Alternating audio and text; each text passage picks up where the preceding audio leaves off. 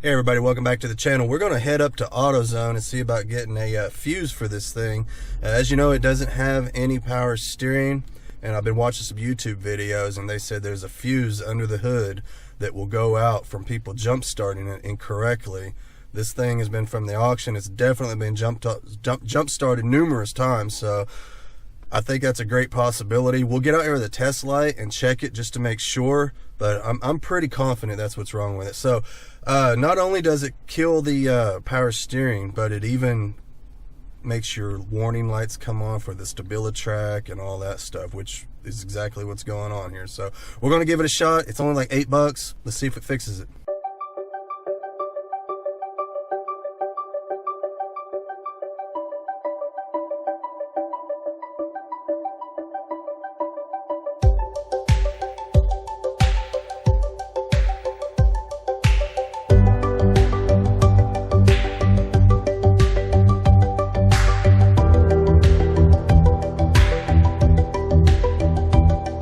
Alright guys, you probably noticed I'm not at AutoZone anymore. AutoZone has failed me. They did not have the part, and they tried to convince me that's not even the issue. But we're gonna get this part in here, see if that fixes it. Napa had the part, so we're gonna get it installed now. Alright, so here's our new fuse going in.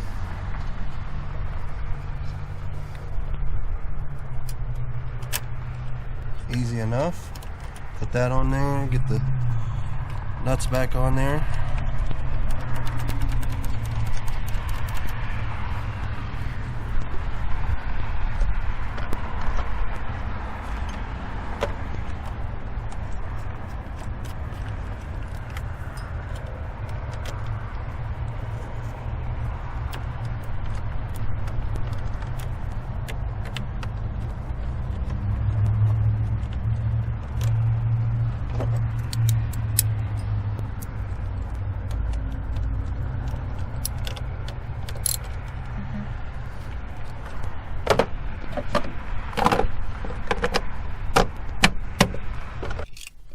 Alright, so I apologize that it's dark, but hey, we do this stuff when we can, so here we go. Moment of truth. Let's see if this fixes it.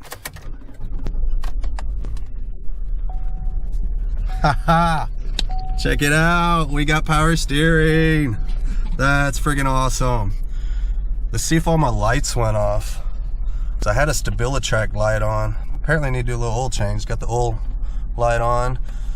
Not sure why the service airbag light is on, but we'll check that out as well. I'll hook my scanner up to it. Basically, I watched some YouTube videos, so pretty much certified now on this deal. So easy fix. Apparently, this is a common issue. People jump start these cars wrong. They put the battery cables onto the wrong terminals because the battery is actually hidden underneath the cover and nobody wants to take the time to take the cover off. So this coming from an auction, I could guarantee it probably been jumped off 100 times, and probably did it wrong just about every time. Instantly pops the fuse. Fuse was like $8. Money well spent. We're good to go with the power steering. That's going to make this thing so much nicer now. Alright, so I was over at AutoZone and they were convinced that that would not fix my issue, that if that fuse was blown out, the car wouldn't even start. But you know what? I knew better because I'm YouTube certified. I watched a bunch of videos on it, man, and everybody said that that is almost 99% of the time the issue. So I took a chance. Wasn't a big chance, like $8. So, and it worked. Awesome. Gotta love YouTube, man.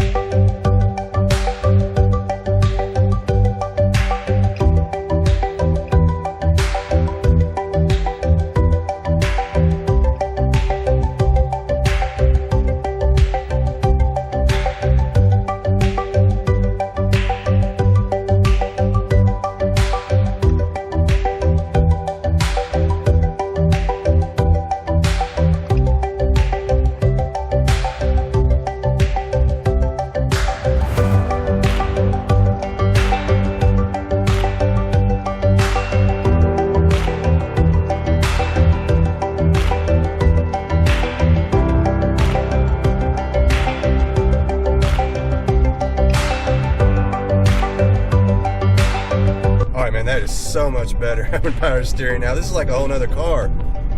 As most of you guys know, we were having an issue with this thing overheating on the way home from the auction. Wasn't sure why it was doing it. It was low on water. Put water in it, it did fine, but why was it low on water? Well, I've been doing a little bit of, checking around on it, trying to figure out what's going on. It hasn't overheated not even one more time after that, but I can't get my heat to blow real hot. It blows warm, but it doesn't blow hot. I was starting to think, maybe a thermostat's sticking, but I don't know. It seems like to me that if that was the case, we'd still have an overheating problem. It doesn't seem to be a circulation issue. I could go out there and feel the top hose and the bottom hose. They're both hot. And like I said, it's not actually overheating. So I got to thinking like, well, maybe it's got an air bubble in the system. So I rigged up my funnel. I'll show you guys that. I've got my funnel set up out here, got it full of antifreeze. As you run it, the bubbles will just seep out little by little, especially if you go in there and kind of rev it up around 2,000 RPMs. You'll actually start to notice the bubbles coming out of it. I started doing that, and lo and behold, the heater started blowing hot. After a little while, a lot of the bubbles started coming up out of there. The bottom hose is down in here. That hose is hot, so it's definitely got coolant going through it. Of course, the top hose is hot as well. The temp gauge is showing not even the halfway point, so that's good. And I've got my scanner hooked up here. Thanks to Auto Auction Rebuilds, he loaned me, or actually he gave this to me probably about 1.5 years ago. Much appreciated for that. Thank you, Randy, over at Auto Auction Rebuilds. This is reading the temperature. We're at 198 degrees. Before those air bubbles came out, I apologize, guys. I got to run the heater up full blast while we get all these air bubbles out. So if you're having trouble hearing, I apologize. Before the air bubbles started coming out, the temperature was running up around 220 degrees. All of a sudden, the air bubbles started coming out. The coolant went down into the funnel.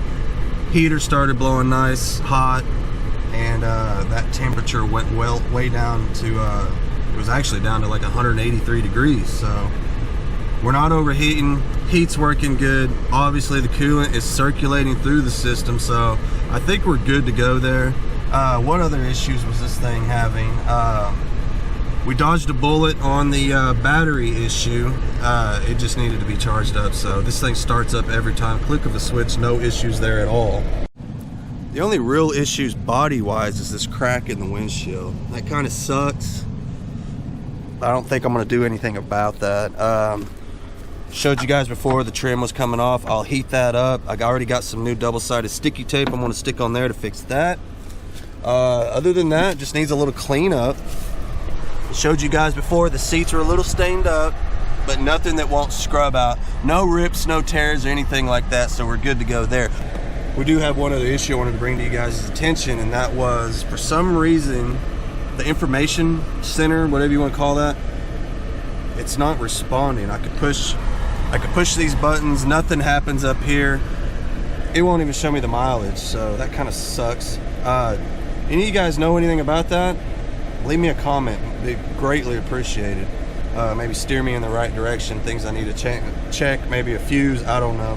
But that's the only real issue I could think of, because other than that, I mean, it runs and drives awesome. We got the old power steering working. That was really cool. I was so happy that $5 fixed that. That was great. Unfortunately, it does have a little dent on the lift gate. Nothing bad though. I might could get in there and push some of that out. I don't know. The way I see it is, this is probably about a $2,500 car. We got to find out those miles though, so I'll probably just run a Carfax on it, see what's going on there. Unless I could figure out what's on with that information center, so because that'd be really cool to get that to work properly. I don't know what the deal is there. Hopefully it's just a simple fix, little fuse, whatever. But other than that, man, this thing runs and drives awesome. Everything else works on it. It runs down the road perfectly straight, no alignment issues. It could use a set of front tires maybe. I mean, they're not in bad shape. Check them out.